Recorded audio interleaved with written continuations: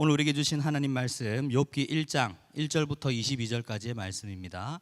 하나님 말씀 욥기 1장 1절부터 마지막 절까지 하나님의 말씀을 한 절씩 교독하도록 하겠습니다. 제가 먼저 읽고 여러분들이 읽고 교독하도록 하겠습니다. 우스 땅에 욥이라 불리는 사람이 있었는데 그 사람은 온전하고 정직하여 하나님을 경외하며 악에서 떠난 자더라. 그의 소유물은 양이 7,000마리요 낙타가 3,000마리요 소가 500결이요 암나귀가 500마리이며 종도 많이 있었으니 이 사람은 동방 사람 중에 가장 훌륭한 자라.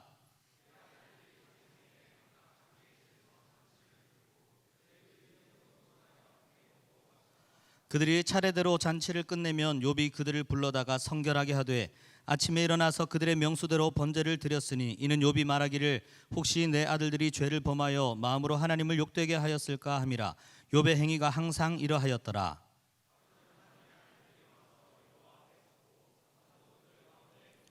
여호와께서 사탄에게 이르시되 내가 어디서 왔느냐. 사탄이 여호와께 대답하여 이르되 땅을 두루돌아 여기저기 저기 다녀왔나이다.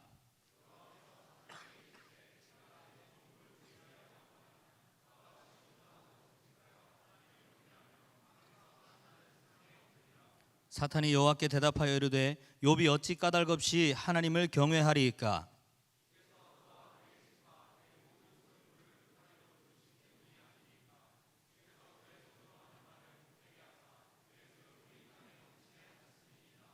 이제 주의 손을 펴서 그의 모든 소유물을 치소서. 그리하시면 틀림없이 주를 향하여 욕하지 않겠나이까.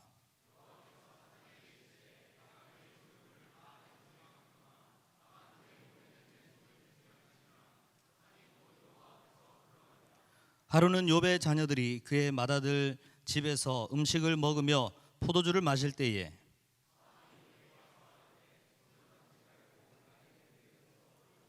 스바 사람이 갑자기 이르러 그것들을 빼앗고 칼로 종들을 죽였나이다. 나만 홀로 피하였으므로 주인께 아래로 왔나이다.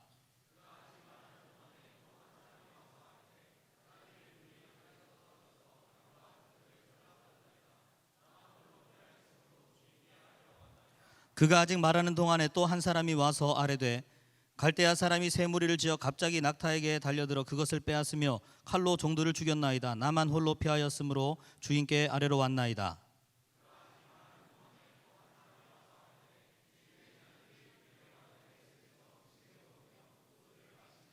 거친 들에서 큰 바람이 와서 집 내 모퉁이를 치매 그 청년들 위에 무너짐으로 그들이 죽었나이다. 나만 홀로 피하였으므로 주인께 아래로 왔나이다 한지라. 이르되 내가 모태에서 알몸으로 나와 싸운즉 또한 알몸이 그리로 돌아가올지라. 주시니도 여호와시오 거두시니도 여호와시오니 여호와의 이름이 찬송을 받으실지니이다 하고 이 모든 일에 욥이 범죄하지 아니하고 하나님을 향하여 원망하지 아니하니라. 아멘. 네, 오늘은 욥기 말씀입니다. 잘 아시는 분들도 많으리라 예상이 됩니다. 욥은 하나님께서 인정하신 믿음의 사람이었습니다. 우리 8절 말씀을 한번 볼까요? 8절 말씀에 보면 하나님께서 욥에 대해서 사탄에게 이렇게 말씀하십니다. 네가 내 종 욥을 주의하여 보았느냐. 그와 같이 온전하고 정직하여 하나님을 경외하며 악에서 떠난 자는 세상에 없느니라. 아멘. 하나님께 인정받은 믿음입니다. 성경에 보면 이렇게 하나님께서 그 믿음을 인정해 주시는 경우가 종종 있습니다.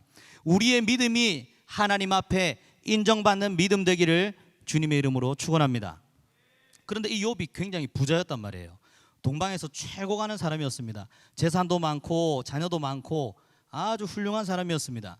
그때 사탄이 하나님께 이렇게 말합니다. 하나님께서 이렇게 많은 복을 주셔서 그런 거 아닙니까? 그렇게 복을 많이 주니까 그렇게 하나님 예배하지요. 만약에 그가 가진 모든 소유물을 다 뺏어 보십시오. 그가 하나님을 욕하지 않겠습니까? 이렇게 막 하나님을 충동하는 거예요. 하나님께서는 욥을 인정하셨고 하나님은 욥을 믿었습니다. 해봐라. 네가 한번 해봐라. 하나님께서는 그 사탄의 충동을 허용을 하셨습니다. 그래서 사탄이 하루아침에 이 욥이 가진 모든 소유물을 다 없애버립니다. 어떻게 되었습니까? 양이 7,000마리가 있었고요, 낙타가 3,000마리, 소가 500결이라고 했습니다. 1,000마리입니다. 1,000마리. 암낙이 500마리. 지금도 어마어마한 재산이죠. 그 당시에 아직 족장 시대였거든요. 아브라함과 같은 시대에 살았다고 학자들은 이야기하고 있는데, 그 많은 재산을 하루아침에 다 잃어버립니다. 다 빼앗겨 버립니다. 거기서 끝난 것이 아니라 그가 가진 그의 사랑하는 아들 7명, 딸 3명이 하루아침에 목숨을 잃게 됩니다. 엎친 데 덮친 격이라고. 우리가 재산만 잃어도 너무나 극심한 고통 가운데 있을 텐데, 사랑하는 자녀 한 사람만 잃어도 너무나 가슴이 아프고 원망할 만한 이유가 충분한데, 이 10명을 다 잃어버린 거예요. 모든 것을 하루아침에 다 잃어버렸습니다. 일반적으로는 원망해야 마땅한 상황이죠. 그러나 욥은 원망하지 않았습니다. 22절 말씀 한번 보겠습니다. 이 모든 일에 욥이 범죄하지 아니하고 하나님을 향하여 원망하지 아니하니라. 아멘. 오늘 이 말씀을 꼭 기억하시길 바랍니다. 욥은 충분히 원망해도 될 상황 아닙니까? 우리가 생각할 때 그렇게 욥이 원망하고 불평한다고 해서 누가 욥을 향하여 손가락질할 사람이 있겠습니까? 그런 상황에서도 하나님 앞에 범죄하지 아니하고 원망하지 않았다라고 기록하고 있습니다. 애초에 하나님은 우리의 원망의 대상이 아닙니다. 애초에 하나님은 우리의 원망의 대상이 아닙니다. 우리는 고난이 찾아오고 고통이 찾아오면 그저 이 분풀이할 대상이 필요한 거예요. 그래서 우리 이제 학창 시절 되면은 우리 학생들이 누구한테 화를 많이 냅니까? 엄마한테 화 많이 내잖아요. 세희 많이 냈어? 안 그런데 대답을 잘했어요, 세희가. 엄마한테 아빠가 흡족해 하시고 웃으시고 감사합니다. 이렇게 분풀이할 대상이 필요한 거예요. 그래서 죄인된 우리들은 기본적으로 그런 원망, 불평이 우리 속에 내재되어 있습니다. 이게 디폴트 값이에요. 완전히 기본적으로 사람 하면 원망, 불평, 이게 우리 속에 가득 차 있는 것입니다. 에덴 동산에서도 그랬습니다. 하나님께서 먹지 말라고 한 선악과 열매를 하와가 먹고 자기 남편에게도 주고 아담이 먹었습니다. 그들이 두려워서 숨었습니다. 하나님께서 그들을 찾으실 때, 너희들이 어디 있느냐 찾으실 때 우리가 벌거벗었으므로 두려워서 숨었습니다.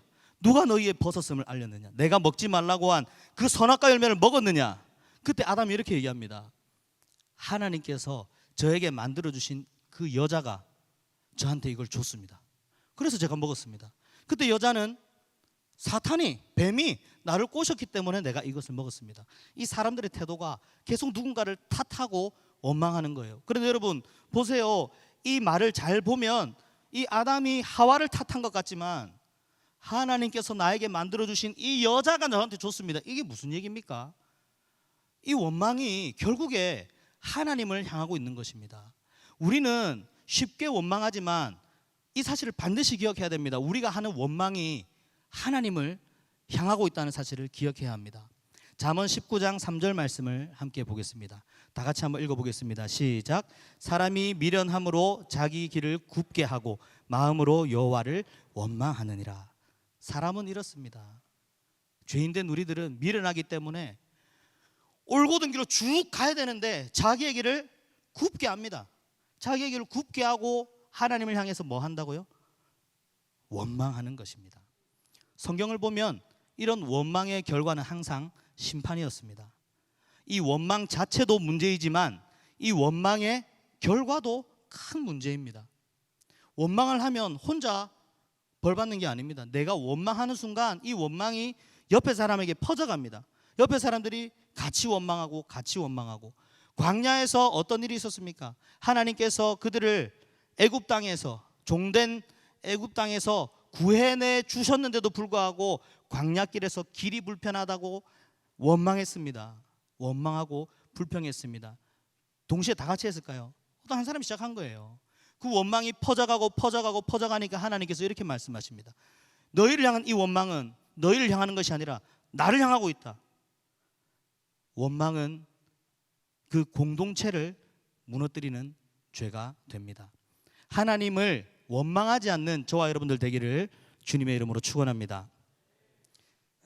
이제 설 연휴잖아요.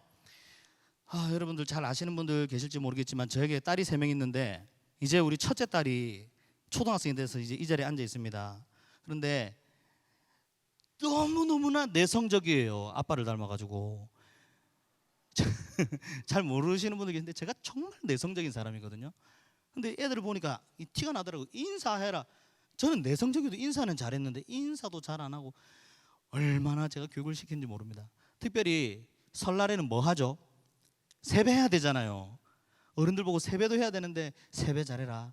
하기 싫다는 거예요. 그동안은 말도 안 하고 하는데 올해 돼서야 이제 이 딸 3명이 동시에 이렇게 세배하는 걸 제가 보게 되었습니다. 그런데 그렇게 인사도 잘 안 하고 막 부끄러워가지고 이렇게 해도 제 눈에는 너무너무 이쁜 거예요. 그래서 제가 이 딸들을 보면 항상 뽀뽀를 합니다. 항상 뽀뽀를 해요. 아빠 출근할 때, 아빠 나올 때 얘들아 아빠 갔다 올게 뽀뽀하고.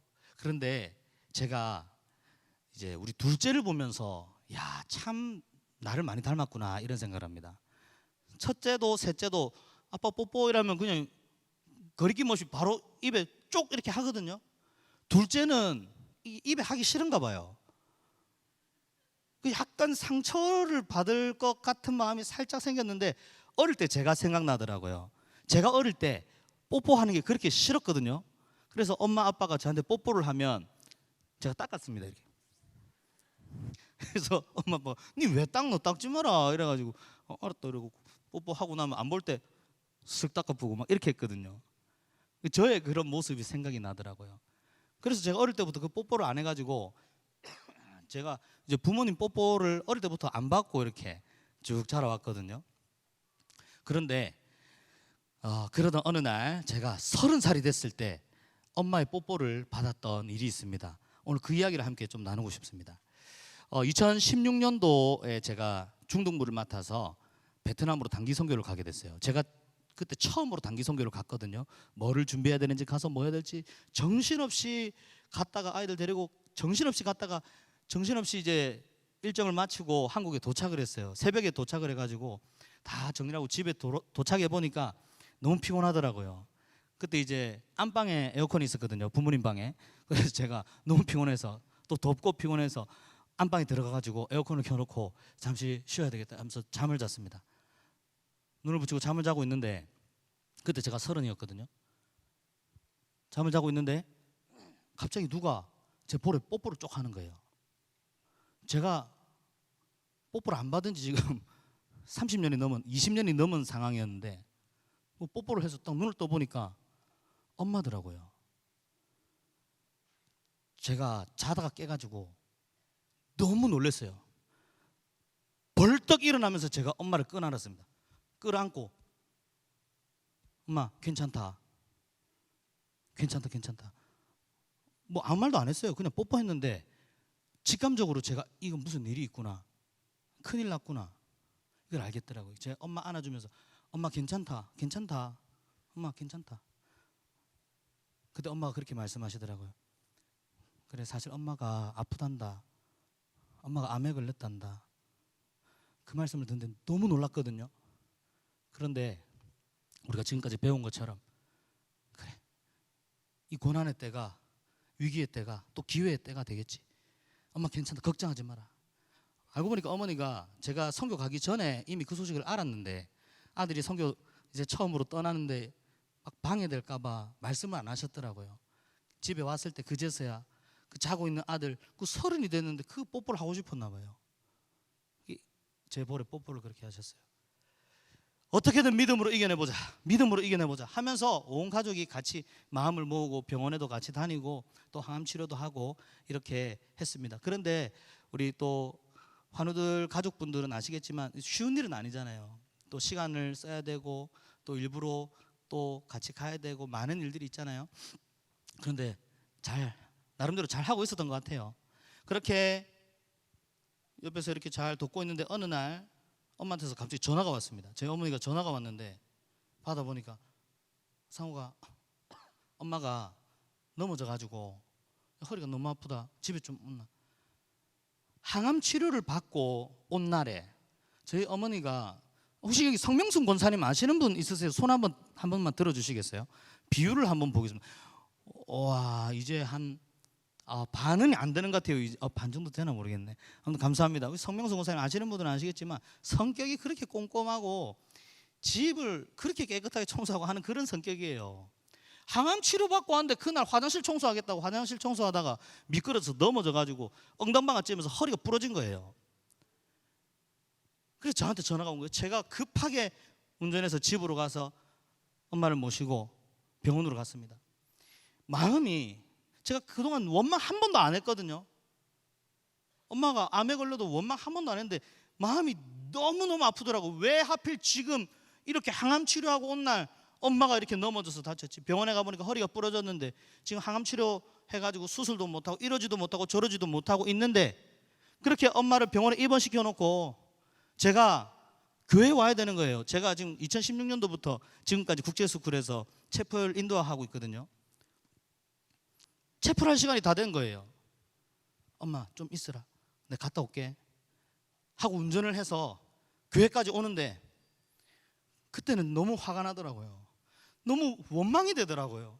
그래서 여러분 드라마 보면 그런 거 있잖아요. 여러분 우리 청년들은 저를 잘 알겠지만 저는 성격이 여러분 T 아세요? T?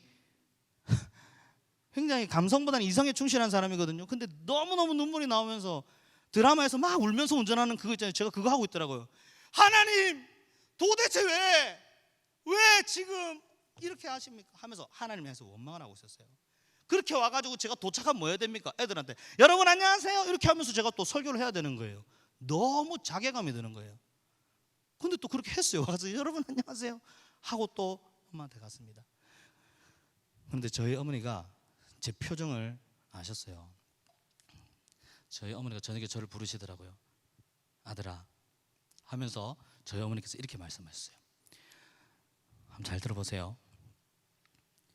절대로 하나님을 원망하지 마라. 어떠한 일이 있어도 하나님을 원망해서는 안 된다. 딱 이렇게 말씀하셨어요. 그 말씀이 너무 와닿는 거예요. 다른 사람들이 얘기했었으면 저 바로 죽박 날렸을지도 모릅니다. 네가 뭘 한다고. 근데 고난을 당하고 있는, 고통을 당하고 있는 당사자가 절대로 하나님 원망하지 마라. 어떠한 일이 있어도 하나님을 원망해서는 안 된다. 이렇게 말씀하시는데 그 말씀이 저에게 꽂혀버렸습니다. 저희 사촌 동생들은요 저희 어머니 보고 천사라고 합니다. 그래서 우리 엄마 아프다는 얘기 들었을 때 형님 왜 하필 큰엄마인데 그 천사 같은 큰엄마가 왜 하필, 아니 오빠야 우리 외숙모가 왜 그러냐고 도대체 막 이렇게 얘기를 하거든요. 그런데 본인은 감사하대요. 맨날 이렇게 소변줄 소독하면 감사합니다 감사합니다 영광 받아 주옵소서, 그런 찬양을 했습니다. 그리고 이제 시간이 며칠 지나서 월요일 새벽이 되었는데 제가 월요일에 쉬려고 새벽기도 안 가고 자고 있었거든요. 그런데 거실에서 무슨 소리가 막 들리더라고요. 그래서 제가 일어나가지고 무슨 소리고 하면서 문을 열고 나가보니까 거실에서 어머니가 거기 앉아서 소파에 앉아서 기도를 하고 계신 거예요. 허리 다쳐가지고 교회까지 새벽기도를 매일 하셨거든요. 교회 못 나오니까 저는 당연히 쉬어야 된다고 생각했는데 그 정해진 시간에 그렇게 하나님 앞에 기도하고 계시더라고요. 제가 그게 너무 멋져 보이는 거예요. 그래가지고 제가 핸드폰을 꺼내가지고 가까이 가면 방해될까 봐 멀리서 사진을 찍었는데 한번 보시겠어요? 이게 그 사진입니다. 소파에 앉아있는데 어머니 지금 입고 있는 저 옷이 아니고 허리 보호대입니다. 허리 다쳐가지고 저렇게 앉아서 기도하시는데 기도 소리가 들리잖아요. 아들들 위해서, 남편 위해서, 교회를 위해서, 나라를 위해서, 민족을 위해서 그렇게 기도하시더라고요. 그래서 제가 이 사진을 계속 제가 핸드폰 배경화면으로 처음 딱 하면은 이 Because I Love Jesus가 나오고 딱 열면은 딱 저희 어머니 사진이 이렇게 딱 나옵니다. 제가 항상 이거를 보면서 그래 기도의 사람 되어야지, 그래 원망 불평 안 해야지, 이렇게 살아가고 있습니다. 저는 어머니께로부터 엄청난 신앙의 유산을 물려받았습니다. 다음 주 수요일이 이제 만으로 8년 되거든요. 어머니 떠나신 지 8년이 되는데 저희 어머니께서 제 결혼식을 2주 앞두고 소천하셨어요. 그래서 제 결혼식 때 저희 고모들, 저희 큰어머니, 아주 우리 숙모들 막 가족들이 다 울었어요. 근데 저는 안 울었어요. 저는 여기서 걸어 들어오면서 신랑 입장할 때 할렐루야! 라고 하면서 걸어 들어왔습니다. 원망이 안 되더라고요. 감사가 생기더라고요. 그렇게 하고 한 달 뒤에 제가 목사 안수를 받았거든요. 제 어머니께서 제가 결혼하는 것도 못 보고 가셨고요, 제가 목사 안수 받는 것도 못 보고 가셨고요, 1년 뒤에 우리 실로가 태어났는데 우리 엄마랑 똑같이 생긴 거예요. 우리 실로도 못 보고 그렇게 가셨지만 절대로 원망하지 않습니다. 오히려 다시 만날 날을 기대하는 마음이 가득합니다. 그러면 원망 대신에, 원망만 안 하고 가만히 있는 것이 아니라 원망 대신에 무엇을 해야 할까요? 욥의 모습을 한번 보겠습니다. 20절 21절 말씀 한번 보겠습니다. 욥이 일어나 겉옷을 찢고 머리털을 밀고 굉장히 극심한 슬픔에 있다는 거예요. 그런데 땅에 엎드려서 하는 일이 예배였습니다. 그 고난 가운데, 고통 가운데, 원망 불평할 수 있는 그 시간에, 그런 상황에 욥은 그 극심한 고통이 있음에도 하나님 앞에 예배했습니다. 21절 말씀, 이르되 내가 모태에서 알몸으로 나왔사온즉 또한 알몸이 그리로 돌아가올지라 주시니도 여호와시요 거두시니도 여호와시니 여호와의 이름이 찬송을 받으실지니이다. 아멘. 오늘 아까 했던 찬양 중에서 주 이름 찬양이라는 찬양 아시죠? 거기 브릿지 후렴 뒷부분에 보면은 이런 가사가 있습니다. 주님은 주시며 주님은 찾으시네. 이 찬양 가사를 많은 분들이 그 의미를 조금 오해하는 경우가 많아요. 그냥 한글로 보면 주님은 주시며 이렇게 돼 있으니까 주님이 주님이시다 이런 뜻으로 많이 생각하시는데, 영어 가사를 같이 한번 볼까요? 우리 자막 한번 띄워주시겠어요? 주님은 주시며 이게 무슨 뜻이냐면은 영어로 보면 이렇게 돼 있습니다. You give and take away. You give and take away. 주님은 주시며 찾으시는 분이다. 이것이 아까 조금 전에 읽었던 21절의 욥의 고백입니다. 주시니도 여호와시오 거두시니도 여호와십니다. 그래서 하나님은 언제나 찬양받기 합당하신 분이십니다. 이러한 고백입니다. 우리의 삶에 고난이 찾아오지요. 원망할 만한 일들이 찾아올 때가 있습니다. 그런데 꼭 기억하시기를 바랍니다. 하나님께서는 우리 원망의 대상이 아닙니다. 주신 분도 하나님이시고 가져가신 분도 하나님이십니다. 우리는 그저 찬양받기 합당하신 우리 하나님을 찬양하는 삶을 살아야 할 줄로 믿습니다. 우리 손현보 목사님께서 얼마 전에 이제 감옥에 갔다 오셨잖아요. 잘못해서 간 게 아니고 옳은 말 하다가 옳은 목소리를 내다가 억울하게 감옥에 갇혔잖아요. 원망할 상황 아닙니까? 감옥에 있는 사람들이 다 그런 일로 원망하고 불평하고 있지 않습니까? 그런데 손현보 목사님이, 여러분 원망하는 거 한 번이라도 들어보셨어요? 그때 우리 교육자분들과 함께 면회를 갔는데 목사님께서 웃으시면서 그래 들어오고 싶지? 이러시더라고요. 네! 라고 대답을 했는데, 물론 이제 안 들어갈 거 알고 네라고 대답은 했지만 정말 나오셔서 간증하시는 거 들어보셨죠? 목사님 거기서 뭐 하셨습니까? 거기서 예배했잖아요. 거기서 예배하고 거기서 찬송하고 거기서 복음을 전했습니다. 요즘 우리 청년들 사이에서 이런 이야기들이 있습니다. 젊은이들이 오히려 좋아 오히려 좋아 이런 이야기를 하는데 이게 너무 좋은 단어 같더라고요. 오히려 좋아. 고난이죠? 오히려 좋습니다. 고통의 상황이죠? 오히려 좋습니다. 더 기도할 수 있고 더 찬양할 수 있는, 더 예배할 수 있는, 더 복음 전할 수 있는 그런 기회입니다. 오히려 예배하고 오히려 찬송하고 오히려 기도하는 저와 여러분들 되기를 바랍니다. 원망하지 않아야 됩니다. 원망하지 않고 하나님 기뻐하시는 모습으로 하나님 찬양하고 하나님께 예배하고 복음을 전하며 살아야 되는데, 오늘 말씀 제목을 그래서 제가 저희 어머니께서 저한테 하신 말씀 그거를 기억하면서 제가 말씀을 제목을 정했어요. 한번 같이 다시 한번 읽어보겠습니다. 시작. 절대로 하나님을 원망하지 마라. 절대로 하나님을 원망하지 마라. 어떠한 일이 있어도 하나님을 원망하지 마라. 원망만 안 해도 우리의 삶을 살아가면서 짓는 죄 중에서 많은 부분들을 짓지 않을 수가 있습니다. 오히려 찬송하고 오히려 예배하고 오히려 전도하는 저와 여러분들 되기를 바랍니다. 이렇게 살아갈 때 우리 하나님께서 욥을 믿음의 사람으로 인정해 주신 것처럼 저와 여러분들을 믿음의 사람으로 인정해 주실 줄 믿습니다. 하나님께서는 결국에 이 욥의 믿음을 보시고 욥에게 복을 부어 주시는데, 잃어버린 모든 것들의 2배를 다 더해서 주십니다. 우리 하나님께서 고난 중에도 감사하고 찬양하고 예배하고 복음 전하는 하나님의 백성들에게 이러한 은혜와 복을 부어주실 줄로 믿습니다. 그렇게 해서 하나님께 영광 올려드리고 그런 하나님의 은혜와 상급을 받아 누리는 저와 여러분들 되기를 주님의 이름으로 축원합니다.